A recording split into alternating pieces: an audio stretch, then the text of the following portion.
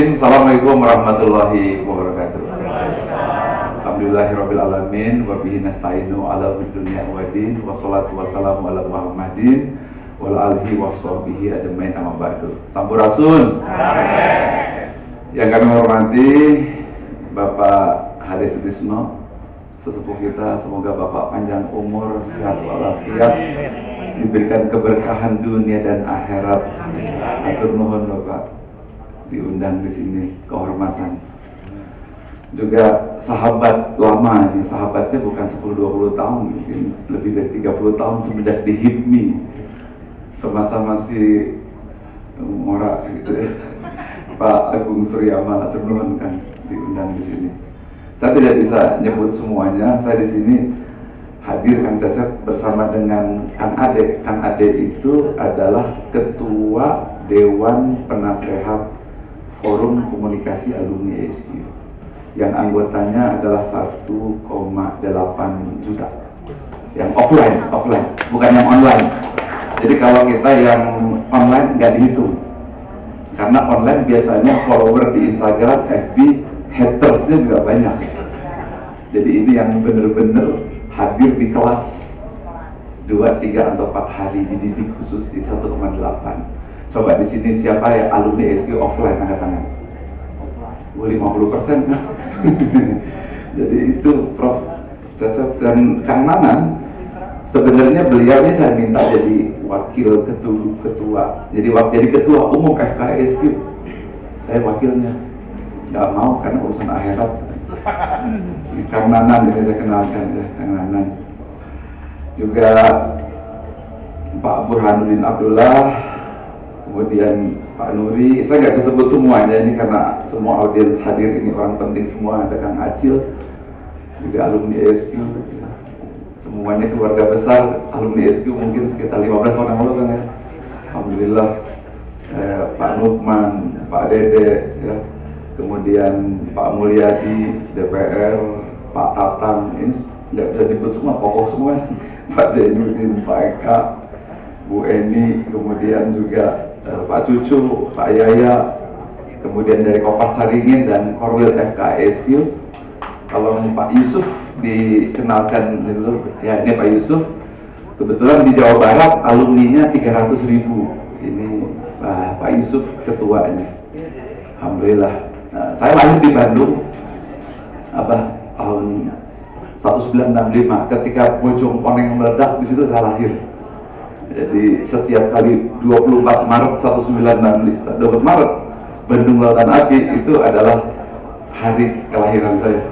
Jadi kalau orang merayakan Bandung Lautan Api itu selamat ulang tahun hari Ginanjar. Ini saya mau baca sedikit nih.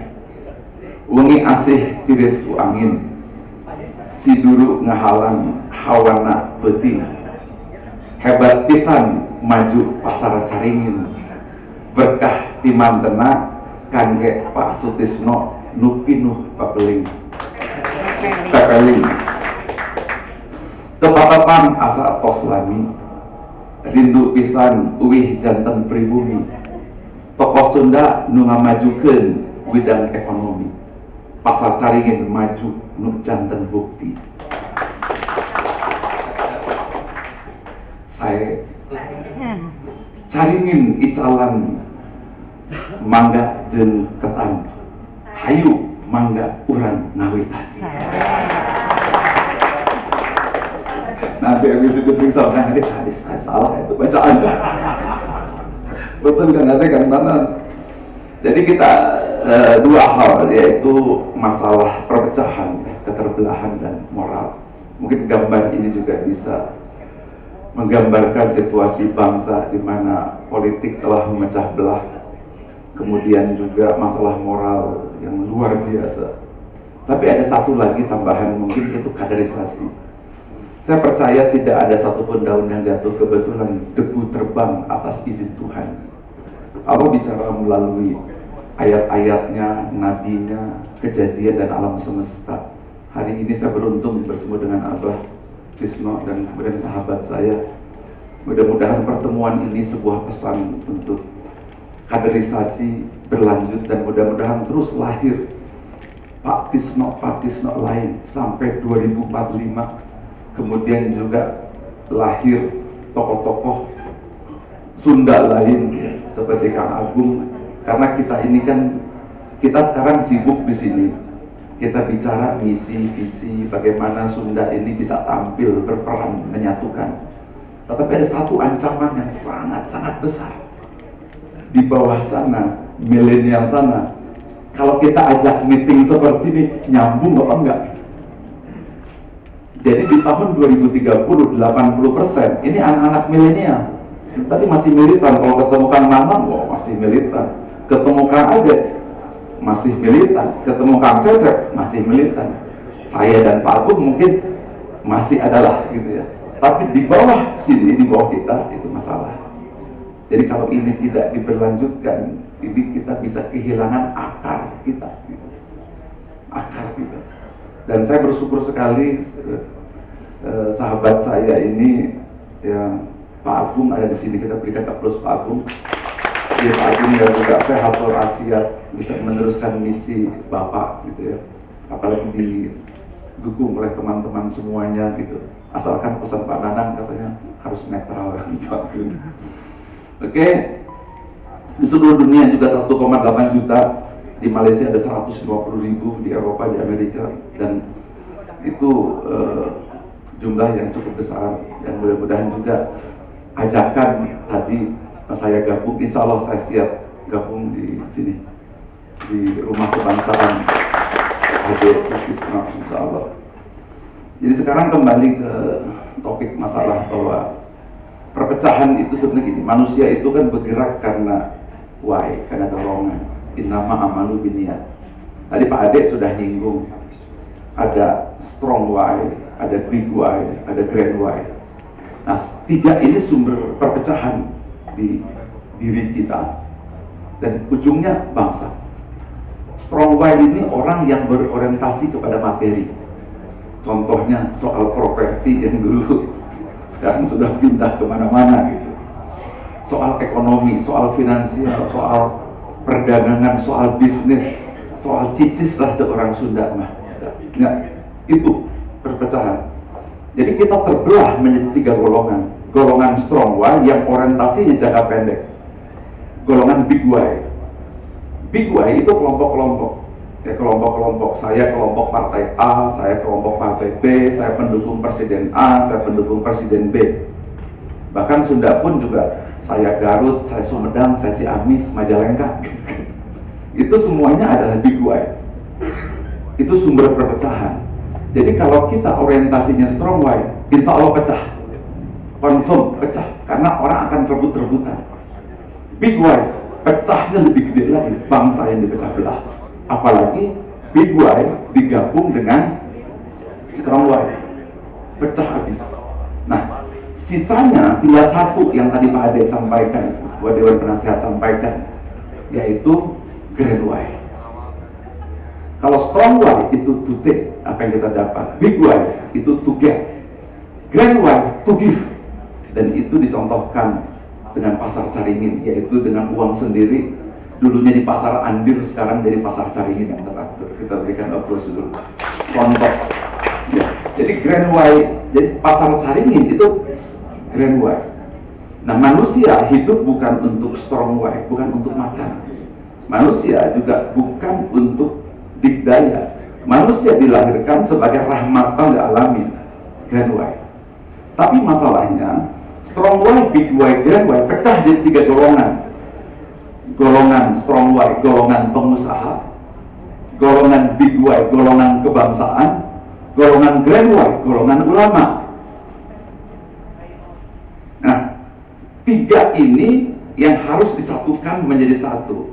Jadi yang kedua adalah bagaimana caranya ya, kita gitu ya, kita ini warga yang jumlahnya 50 juta, pemilihnya 33 juta, itu peran yang luar biasa yang tidak bisa ditarik oleh siapapun. Tepuk tangan luar biasa.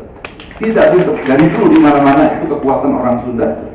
Mungkin karena suka mangga tipayun gitu, jadi dagang gitu. Nggak harus setuju atau nggak istilah tipayun. Nah, kuncinya adalah bagaimana kita mampu mengintegrasikan 3 hal itu, yaitu grand Y, big why, strong why. Kalau kita bisa menyatukan tiga, maka Jawa Barat menjadi agen perubahan Indonesia, insya Allah. Saya kira setuju. Mengapa? Kalau saya ke Aceh, aman deh. Dibilang aja orang Sunda, orang Garut, orang Sumedang, aman, silahkan lanjut. Karena terkenal damainya itu kalau di Aceh, betul kan Ade? Nah karena itu, kita harus mampu menyatukan tiga motivasi manusia, grand why, big why, strong why. Tiga golongan pecah.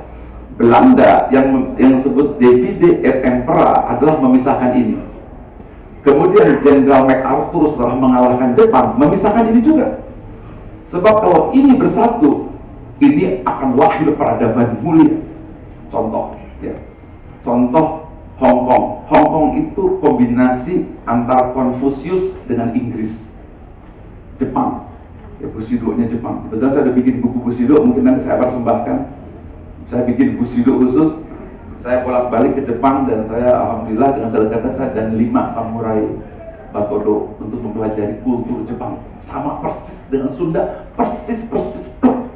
Jangan-jangan orang Jepang itu orang Sunda.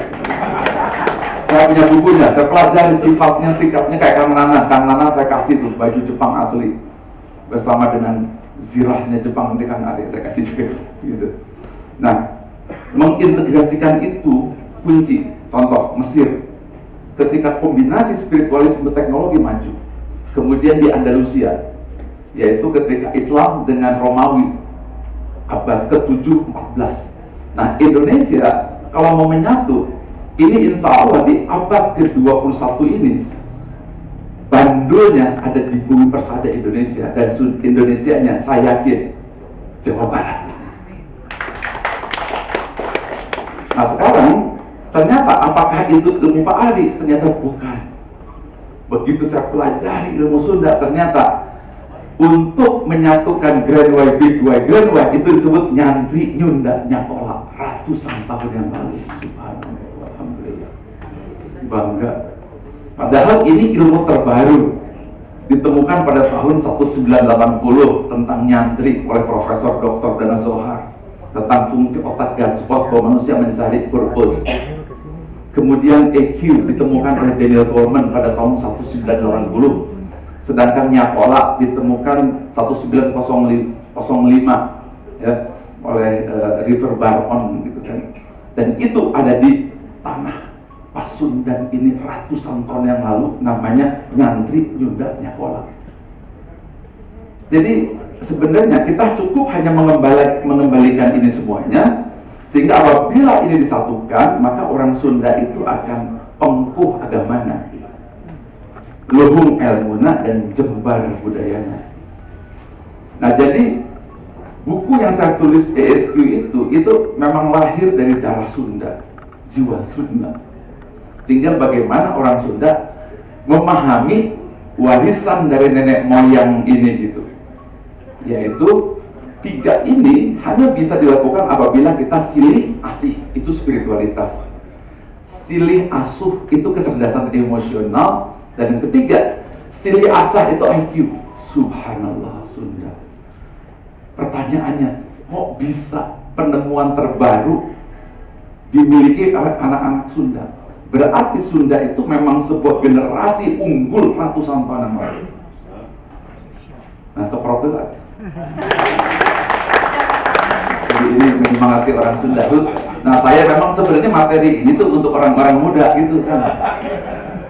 Biasanya saya memberikan ini untuk anak-anak muda gitu ya. Oh ini juga muda-muda semuanya gitu. Jiwa muda semuanya. Nah pertanyaannya, kumaha caranya? Ada keterbalikan cara berpikir. Jadi kita perlu menggunakan teorinya Abraham Maslow itu. Nah sebelum meninggal dunia, ya kebetulan saya bolak-balik juga salah satu Oxford, ketemu Profesor Dr. Dana Zohar, bahwa sebelum meninggal dunia Abraham Maslow mengatakan teorinya terbalik. Jadi kalau kita lihat, kita dididik oleh sistem barat yang materialisme, yang tidak punya spiritualisme, masuk ke seluruh Indonesia sampai masuk ke sekolah-sekolah di Sunda, di Jawa Barat, yaitu pertama kali kita kerja sekolah, kita pasti yang jadi naon gitu, jadi pilot, jadi dokter, kenaon pasiennya seueur di naloba gitu. Dokter, yaitu carinya kepastian. Kemudian cari tantangan, wah main bola Persib atau kumaha gitu. Pokoknya kumaha lah Persib bobotoh gitu kan. Akhirnya gelut ya. Yang kedua itu eksistensi diri, ingin eksis, semua ingin eksis diri, akhirnya pecah. Kemudian yang keempat, relasinya, relasi oke, sudah bagus Indonesia NKRI, kemudian Sunda, kemudian ada Majalengka, Ciamis, akhirnya pecah-pecah eksistensi. Nah kemudian berlomba-lomba untuk karir, pangkat jabatan sampai level 5 ini.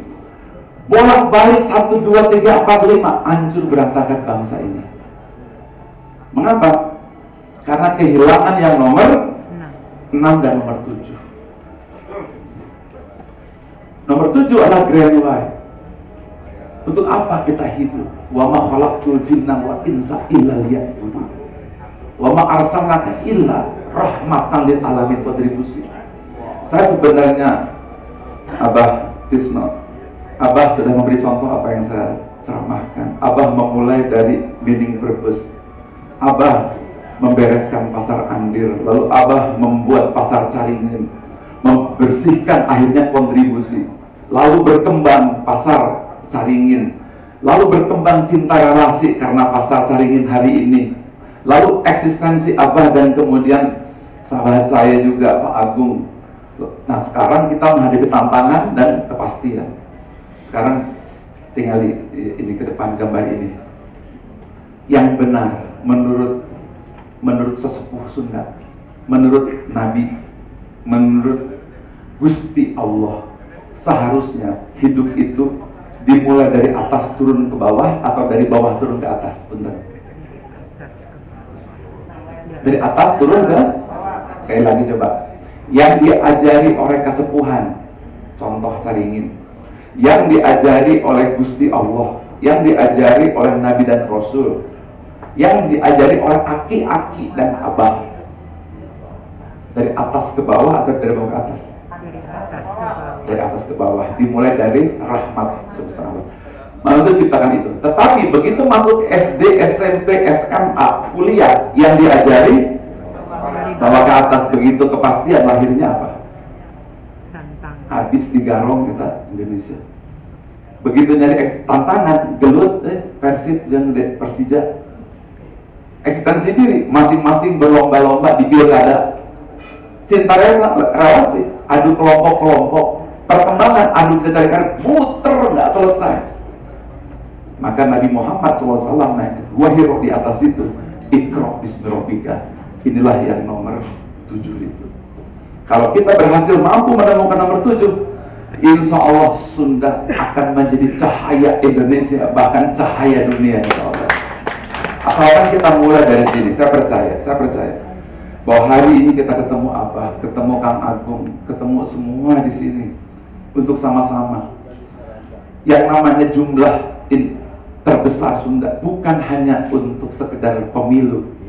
Kita targetnya Indonesia Emas 2045. Pemilu hanyalah salah satu cara. Target kita 2085 Indonesia atas dunia.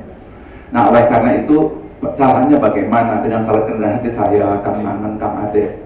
1 bulan lapor ya Pak Agung.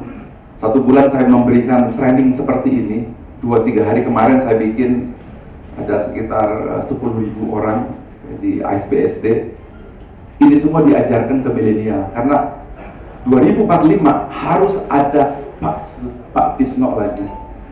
2045 harus ada Kang Nanan, harus ada Kang Ade, harus ada lagi. Maka saya buatlah training 100 event se-Indonesia tanpa dibantu APBD, tanpa dibantu APBN, membantu pemerintah untuk membangun 2, menemukan grand why dan karakter bangsa. Ini cuplikannya.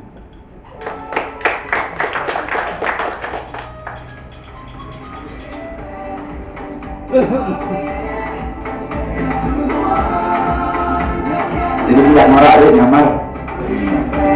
Tantangan utama.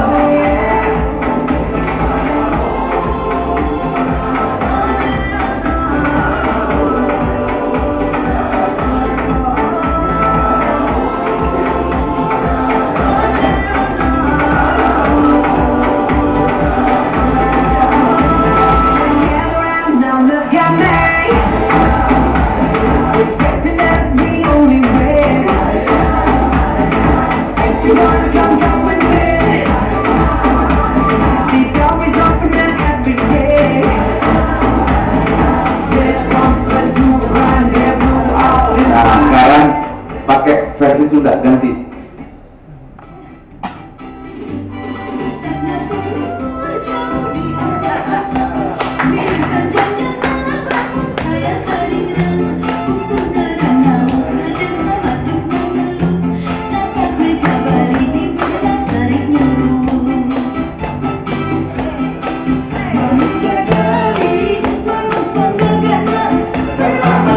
Betul loh.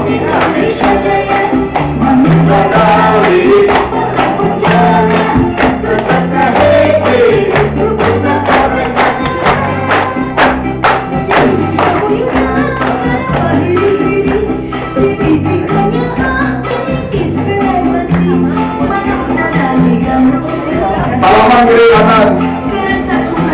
Bersatu bangsa Indonesia dan negara Indonesia.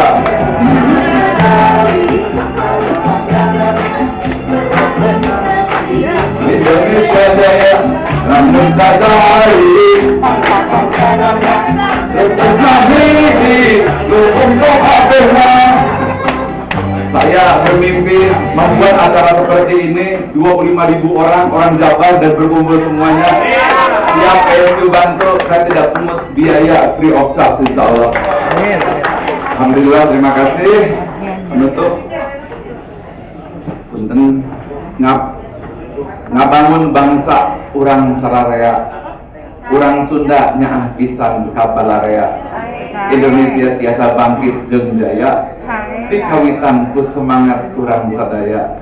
Ka Bandung ka Parapatan, hapunten samudaya kalepatan.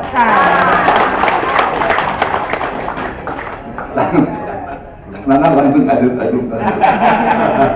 Tepuk tangan buat Kak Hari Ginanjar, konsisten dengan TSQ.